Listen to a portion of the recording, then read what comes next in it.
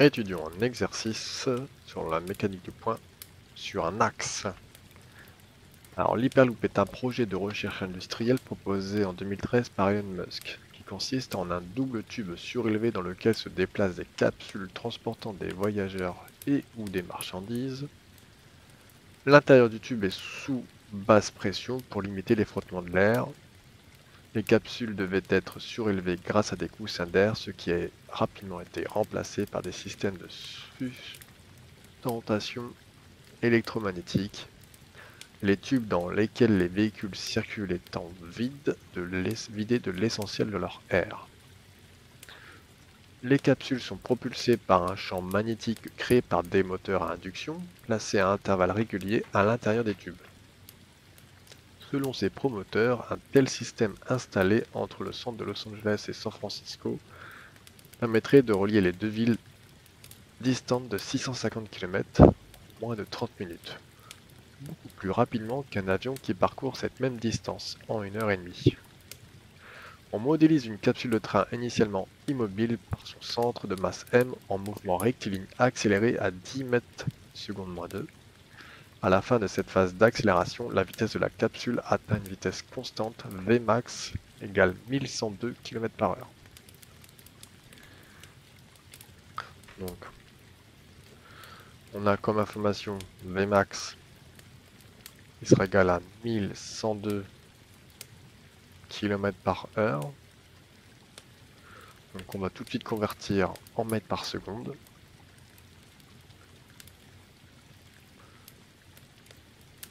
Donc pour passer des km/h à mètres par seconde, on divise par 3,6.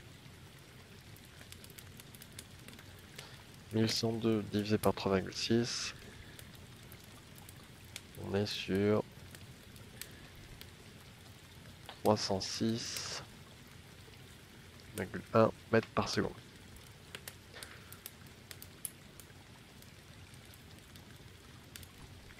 On connaît l'accélération qui sera de 10 mètres seconde moins 2. Et ensuite, on va faire un petit schéma de la situation. Donc je commence à T0 et je sais que je suis en mouvement accéléré rectiligne accéléré. Donc je vais séparer mes points. Voilà, par quelques points, T1, T2, T3. Mon accélération étant constante, je vais avoir le vecteur A qui va être tout le temps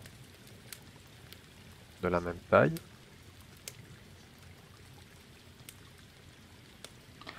Par contre, ma vitesse, initialement j'ai pas de vitesse, comme dans un train, le train est immobile, et ensuite je vais avoir V1 qui va progressivement, ou ma vitesse qui va progressivement augmenter jusqu'à arriver à la vitesse max.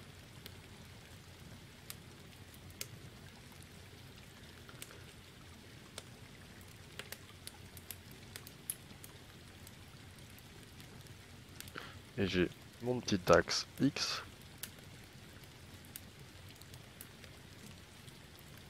Hop, mon axe X. Première question. Déterminer en justifiant l'équation horaire Vx de t de la vitesse du point M. Alors, équation horaire, c'est juste parce qu'il y a du temps.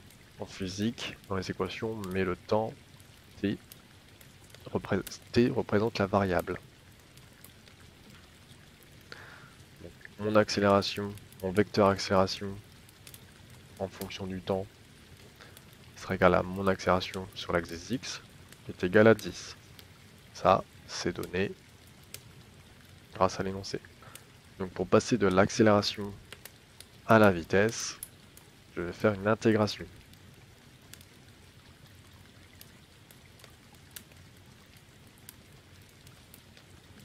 Une primitive. Je vais trouver Vx de t. Je vais avoir Vx le vecteur Vx de t sera égal du coup à 10t plus une constante, la constante V0. Attention, souvent on oublie la constante. Dès qu'on intègre, on a des constantes d'intégration.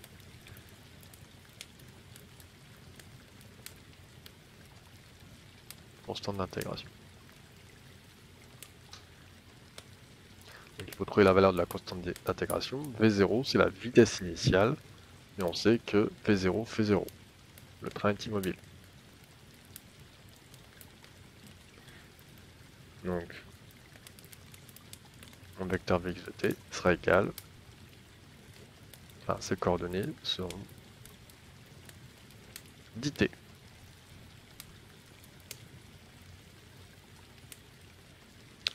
Ensuite, on nous demande quoi? Bah, c'est bon, on a trouvé l'équation horaire. Question 2. En déduire l'équation horaire de sa position. Donc là, c'est reparti. On refait une intégration de la vitesse pour trouver la position. Donc le vecteur x de t aura pour coordonnée x de t, qui sera égal à la primitive de 10t, c'est 10t carré sur 2. Le t passe au carré, mais on pense à diviser par la puissance. Si j'avais puissance 3, j'aurais divisé par 3. Mais là, j'aurais t carré, donc je divise par 2. C'est des formules de mathématiques. Plus ma constante d'intégration, x0. x0, c'est le centre de mon repère de l'axe x. Donc il fait 0. Mon équation horaire sera x de t. 10 sur 2, ça fait 5, t carré.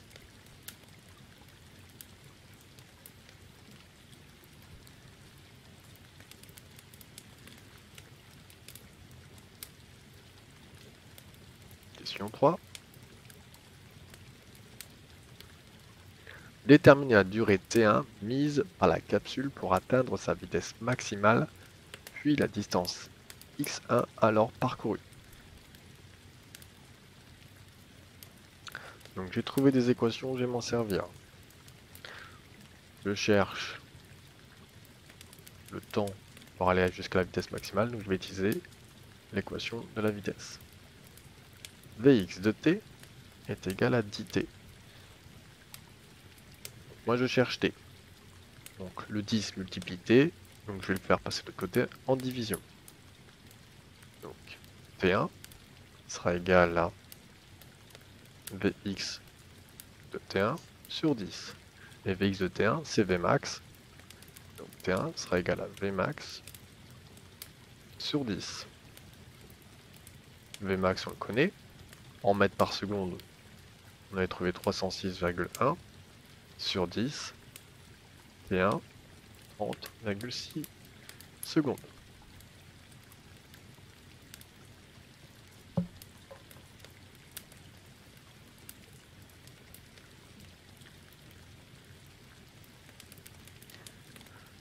Maintenant, je dois trouver la distance x1 alors parcourue. Ben, je vais prendre mon équation de position.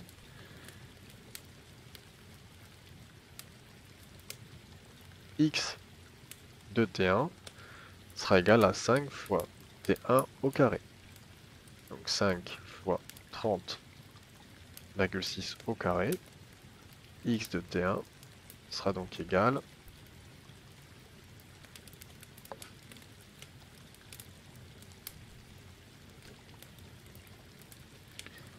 donc on va le faire 5 fois 30,6 le tout carré 4681,8 4682 mètres.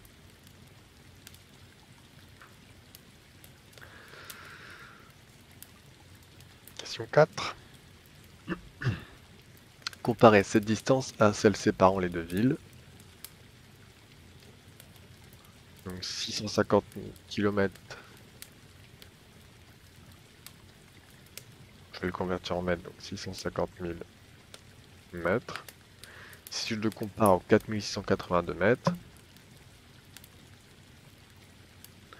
650 000 sur 4682. Ça fait 139. Donc la distance ici de 650 km est 139 fois plus grande que 4682 km. Donc c'est quelque chose d'envisageable pour les longues distances. Maintenant pour les courtes distances, ça dépend ce qu'on appelle aussi courte distance. Mais on voit qu'il faut déjà 4,6 km pour arriver à vitesse max. Ensuite, il faut se demander qu'il va devoir freiner, le train. Donc, on ne sait pas combien, mais ça va pas se faire instantanément. Donc on peut estimer que pour les courtes distances,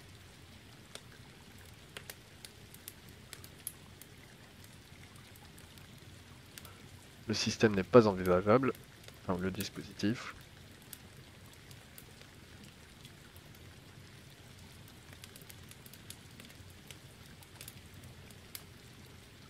Pas envisageable.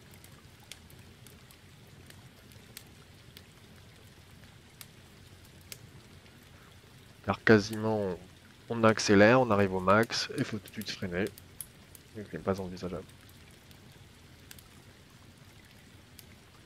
Il faudrait peut-être 20 km au minimum, 30.